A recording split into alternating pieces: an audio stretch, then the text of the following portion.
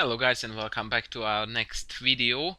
Today I'm going to show you a game that was sent in to me by none other than the totally unpronounceable Huitzilopochtli, if I pronounce it correctly, which is perfectly in doubt.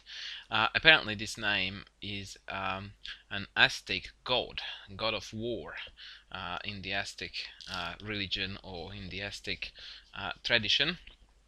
There is no way I'm going to ever say it again, so from here on I'm going to refer to the dude as Huitzi, and he sent me in a game that he played right here on chess.com, as you can see, a King's Indian defense that I'm now going to transfer into my chess base because that is a better way to deal with this whole story. And as you can see, I set it on training mode so you can't see the notation, because a very good friend of mine, who is actually the first subscriber of the channel, Haggard CC, a really good dude from chess.com, told me that it's more fun for the watchers, the viewers, if they don't see what's coming up. So no spoilers. This Huitzi dude very correctly pointed out to me that despite of the fact that he liked this game quite a lot, he was dead lost in it, but he thought that it had got a nice finish that was worth showing. So let's get into the thick of it.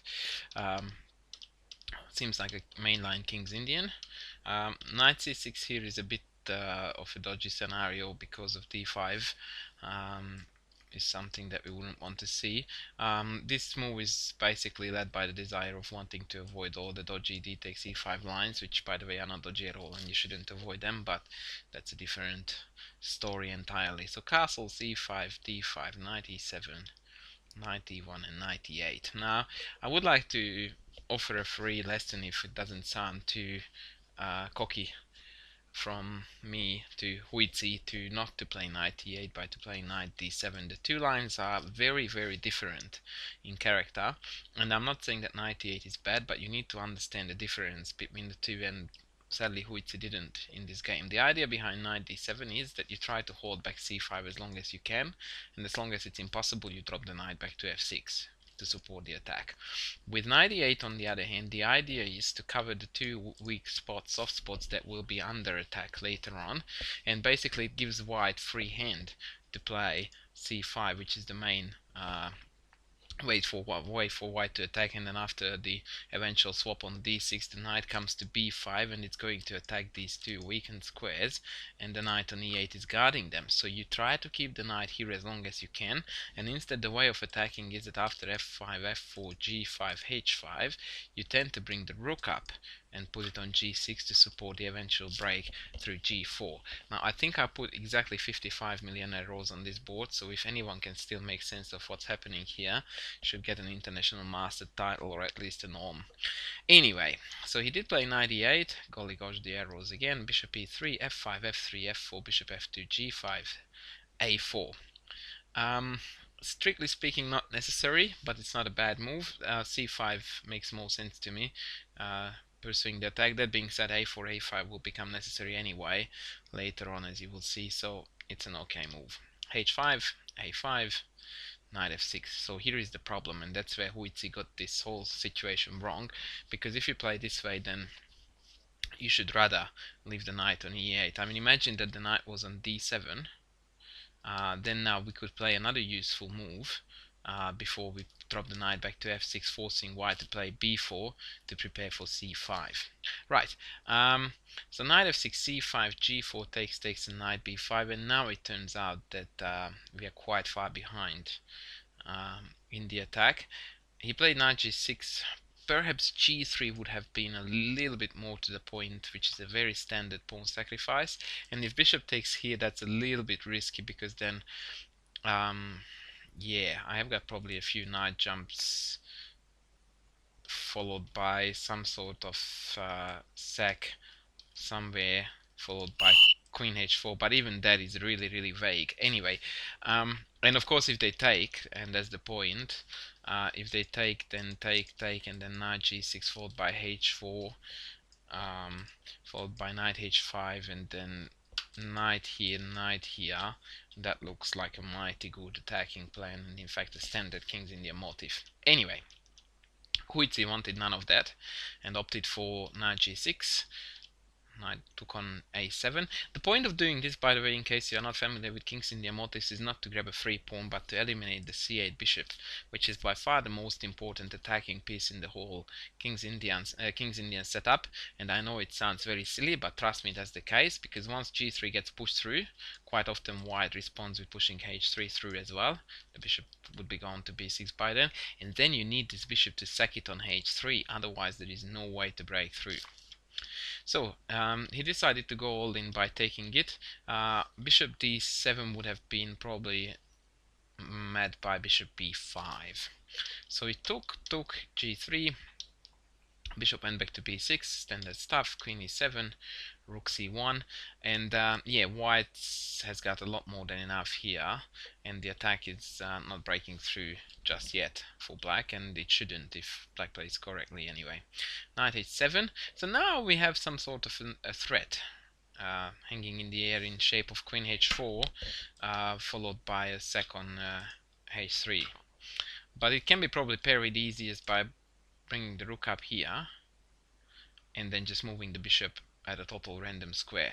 Alternatively, you can just sack it away because we won an exchange already, and then just push through h3, which would be perhaps really annoying. So yeah, knight h7, king h1, that was a sound move too, queen h4, and the bishop dropped back to g1. Perfectly sound defense. The idea now is that black simply can't break through the h2 square, and normally in these cases we try to undermine g2, which is what happened in the game, but with a knight on e1 it's perfectly impossible. Nonetheless, Huitzi unleashed here the amazing bishop h3, and as he said, it was perfectly unsound, but no one really cares because the end will be remarkably spectacular, and that's all we are after. So bishop h3, white rather unsuspectingly took it, which is still not a mistake by the way by any means. Rook c2 would have been perfectly fine as well. Again, the same method, bishop moves away anywhere and then the rook guards everything on the second rank. Anyway, pawn took, queen took, threatening with absolutely nothing. So again, white has got a lot of time to move the bishop away and then bring the rook up to defend the g2 square, but instead he went knight g2 to cover up that hole. Now this is the first step towards the wrong direction, and now Huitzi set up the deadliest trap ever by playing knight g5. Now this is a seemingly unassuming move, and it does nothing, but in fact, once again, with this nasty move, he set up a very deadly threat, and white fell for it by playing rook e1. And then came the horror, or the fantastic finish, depending on which side of the King's Indian you are. I am a black player of the King's Indian. I played myself, so I'm very happy that this move was played, because that allowed Huitzi to play one of his favorite combinations ever. The queen took on g2, a fantastic sacrifice. The king took back, and after knight h4 check, now you see the point. No matter where the king goes, it's going to be mate with pawn g2 next. He went back to f1, in which case the mate takes one more move, g2, king up, which wasn't played because he resigned here, but he really should have allowed this beautiful checkmate. Fantastic finish. And of course it's a little bit overshadowed by the fact that the whole attack was unsound, but hey, if you think about it, Mikhail Tal's attacks, half of them were unsound, and yet the dude became a world champion. So the unsound attacks are the one that I refuted, is all what I can say. Yes, it's a little bit flawed, but I think we are compensated by the fantastic finish. And by the way, I was thinking to myself while I was talking as to how to stop this mate after knight g5, and I'm not sure if I see a clear-cut way to do so. Rook f2 obviously does it, but it sacks back the whole rook and gives some faint hope for black to stay alive. Yeah, not sure. So yeah, knight g2 was definitely a massive step towards the wrong direction, and now yeah, the business is a little bit messy. I would probably play rook here, and I don't think that the black has got better than take, and after bishop takes, my money would still be on white massively. But yeah, this didn't happen because instead white went for the most beautiful mate ever.